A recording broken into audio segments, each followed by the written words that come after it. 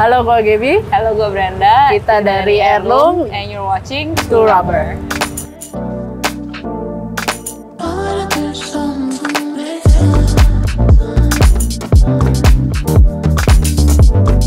Halo, nama saya Gaby. I am the founder and co-owner of Heirloom. Hi, my name is Brenda, and I am the co-owner and person behind the computer of Heirloom. Jadi kita di sekolah. Kita ketemu di sekolah, college. Nah itu kalau bilangnya gobloknya ya jujur ketemunya pas di choir class ya. Udah 4.0 easy 4.0 gitu. terus akhirnya ya kita sering bareng aja gabung. Pulang enggak sih, dianya mahal lebih stay lebih lama di Seattle. Oke. Gue udah balik duluan. Terus berapa kali dia suka bilang kayak, "Gap, bikin." Jadi dulu tuh gue tuh pernah kerja di restoran namanya. Kan gue kan dulu di Seattle emang udah mainnya udah F&B ya gitu. Jadi gue emang anak kitchen dulu. Ya kan? Gue emang pengen bawa satu konsep dulu di Seattle gitu. Nah, itu tempat gue akhirnya kerja di sana. Karena gue mau bawa pulang gitu. apa yang mereka ajarin gue ya gue mau bawa pulang kan. Gimana? Gitu. Dulu namanya The Room Market, itu di Seattle, di Kirkland. Konsepnya intinya farm to table restaurant banget deh gitu. Everything tuh made in house gitu. Terus dia tuh berapa kali kayak 2017 dia ngomong sama gue, "Gap, bikin yuk si The Room ini yuk," gitu ya kan. Dengan konsep yang Ya, sebenarnya dengan maksudnya karena gue juga mau kerja, bawa dan gue suka banget makanan di sana. ya. Dan akhirnya kita mau gue tuh emang udah mau bawa balik. Terus waktu dia masih Seattle, gue di Indo nih, ya kan. Dianya bilang kayak, "Gap, ayo yuk buka gitu." Terus gue cuma bilang sama dia, "Nggak, orang Indo belum ready." Gue cuma bilang gitu doang, 2017. "Nggak, kalau gue nggak ikut Heirloom gimana hehehe." Ini dia kerja sama orang ya.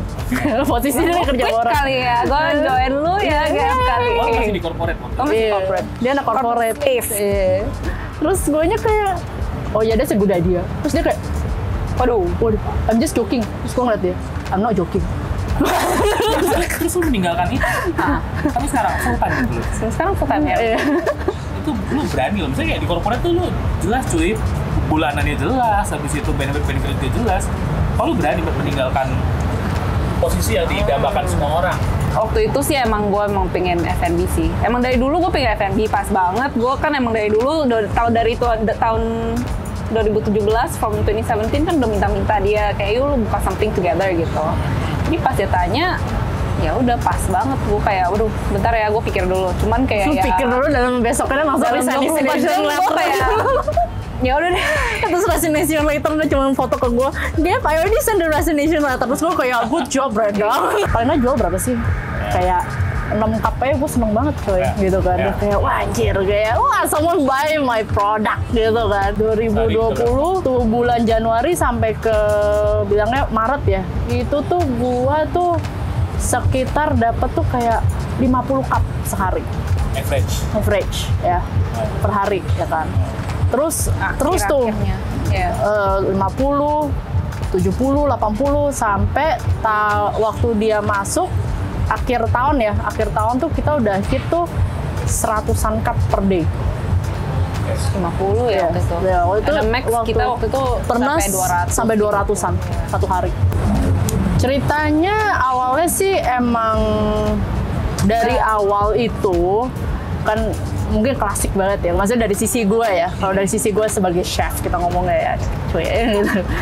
Adalah dream buat chef tuh apa sih biasanya? Kebanyakan adalah punya outlet ya gitu. Jadi dengan idealisme. Iya. Dengan idealis dia. Betul gitu. Nah, itu adalah Heirloom lah ya gitu. Idealismenya seorang chef gitu kan. Jadi emang dari awal-awal itu adalah maunya emang bikin outlet, karena dari dulu pun udah di industri ini gue kan dari sampai tahun 2024 ya. Gue udah di industri ini udah 11 tahun. Gitu kan. Jadi gimana pun juga kasar ngomongnya ya senengan sendiri lah ya gitu. Itu biasa lah gitu ya, klasik gitu. Cuman sebenarnya ya waktu kita buka ini itu benar-benar dari jerih payah kita punya earning dari Heirloom gitu loh. Jadi bukan yang kayak, "Oh minta suntikan dana dong papa, mama, papi, mami, daddy," gitu kan. Enggak gitu ya. Jadi itu emang dari kitanya sendiri aja gitu. Kita earn dalam 2020 itu terus simpen sampai akhirnya waktu juga invest ini pun juga kita nggak minta pinjaman dari manapun kan, kita dari kita sendiri aja gitu. Sampai dia baru ngomong tuh terakhir banget kan, dia sampai bilang ini. Ya dia tuh Tau gak sih Gap, waktu itu pas kita buka, gue tuh sempet kayak stres banget karena gue bener-bener saldo gue di bank itu sisa kayak 200.000. Terus gue kayak, terus bensin gue kalau habis ini Udah pas tuh. mati gue bayar bensin, gue gak ada duit untuk makan. Makanya sempet ada satu waktu gitu dia kayak, hai Tilau yuk makan yuk. Terus gue kayak, gak, gue makan bekal aja gitu. Oke, terus ini produknya apa sih?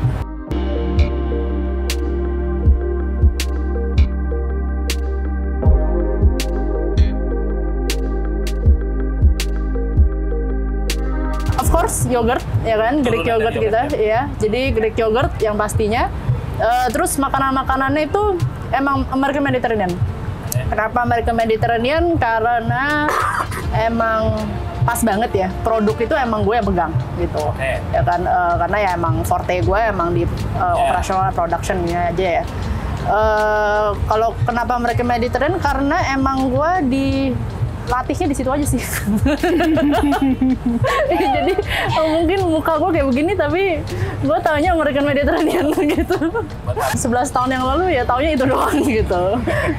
Jadi akhirnya extendnya ya makanannya ya kalau kita selalu ngomongnya PNW gitu kan, Pacific Northwest punya flavor gitu. Sebenarnya ya patokannya cuma itu tahu itu doang gitu. Makanan banyak yang penting kalau kita sih highlightnya. Kalau Brenda itu picky eater, gue picky maker. Jadi gue itu kalau kayak bilang nih kayak contohnya pita bread gitu ya, bisa aja gue beli dari supplier, gampang. Cuma gue nggak mau gitu. Iya, terus ya mungkin kali ya gitu ya. Terus waktu gue makan, gak enak, gue bisa bikin lebih enak gitu kan. Terus akhirnya jadi ya secara makanan ya everything masih homemade, semuanya masih dibuat dari raw produk ya, kecuali salad ya, gue nggak bisa cucuk tanamannya. Ya.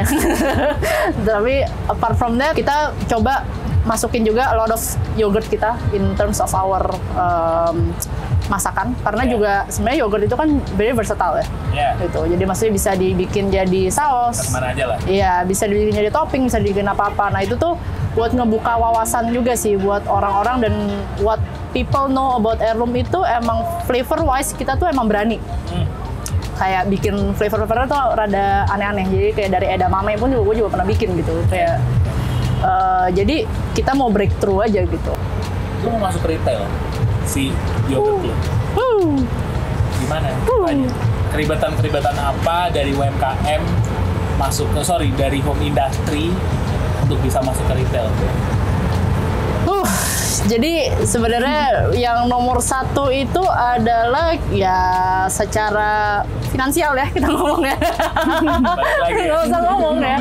Balik lagi finansial, juga apalagi ya kita technically kan Brenda di area marketing ya kita ngomong ya. Gua di bagian production tapi ngomong tukang masak ya. Bukan secara produksi kayak kita bikin pabrikan ya gitu kan. Jadi ya jujur lost. Itu mungkin challenge kita tuh di situ ya.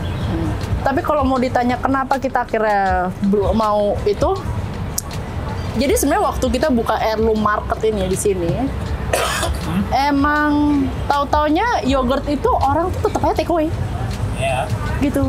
Kayak buat di rumah. Iya, buat di rumah gitu. Waktu itu kita tuh pengen banget nih yang kayak scoop bar. Yo, scoop baran gitu kan. Iya, kayak es krim gitu kan. Maunya kan gitu ya. Kita mau it's new ya. I mean like exciting juga kan. Dan kita lihat kayak orang lumayan accept Greek yogurt kok gitu. Kita kayak why not kita bawa dan konsep dan gitu. Gelato konsep tapi ya something new gitu, yogurt gitu. Tapi contohnya orang-orang Indo tetap yogurt tuh breakfast. Ya. Dan waktu itu kita sempat ngomong kayak, kan kita selalu bilang kan, kita harus mengedukasi customer gitu ya. Edukasi mahal coy. Iya. Jadi, waduh, kitanya sendiri berat, dan totonya juga yang terbuka untuk, dan banyak juga customer kita itu tuh juga selalu bilang yang kayak Gap atau brand gitu, kayak mau dong bisa kalian tuh di supermarket atau apa gitu. Dan itu nggak cuma 1-2 orang, itu ratusan orang tuh udah ngomong. Makanya kita terbuka, dan akhirnya untuk proses itu ya harus BPOM fasilitas gitu, balik lagi ke finansial ya kita ngomong ya. Cuman ya didoakan saja ya semuanya sih. Udah sampai sekarang mana berarti? sekarang kita lagi udah fasilitas udah lagi pembangunan. Wow. Ya, jadi semoga berjalan lancar. Jadi kita juga bisa kasih ya the best lah ya. Maksudnya tadi kita ngomong kayak viral tuh yang kayak meledak ini ono gitu ya. Itu harus juga Iya, jadi maksudnya secara kayak home industry mau gimana pun juga kita bukan kayak kadang-kadang maksudnya kita berterima kasih ya. Kadang-kadang customer itu suka mengkiranya kita tuh kayak pabrik gede gitu. Kiranya tuh kayak Cimori. Iya gitu loh, gede gitu kan, sampai gimana gitu. Cuman kadang-kadang room of error-nya mereka tuh udah nggak kasih lagi gitu. Yang sebenarnya waktu kayak sebagai di restoran atau apa kan ada tuh namanya tuh human error ya gitu-gitu ya. Atau emang kadang-kadang sesuatu yang kita nggak bisa kayak bilang nih, mungkin dari beli yogurt online atau apa gitu kan, kita kadang-kadang nggak tahu nih sama si abang ojolnya. Bisa lu kontrol lah. Iya gitu loh, diajak putar-putar dulu atau apa, terus nggak tahu gimana, tiba-tiba waktu sampai di tangan customer meledak gitu kan. Nah, itu kadang-kadang kita nggak bisa, udah beyond of control gitu kan. Dan kadang-kadang mereka itu lupa bahwa kita emang sebenarnya home industry itu rumahan coy gitu loh ya kan. Bener-bener kayak kita tuh manual, kayak like masih ngaduk, masih kayak kita juga strain juga, kita juga dengan maksudnya dengan ada SOP dan semuanya ya. Cuman masih human error-nya tuh banyak, dan akhirnya di situ kita juga ngerasa kayak kita mau eliminate itu gitu. Makanya kita mau invest di fasilitas yang bener-bener tuh no human touch gitu. Jadi ya udah semuanya tuh emang ada standarnya tuh udah gitulah ya.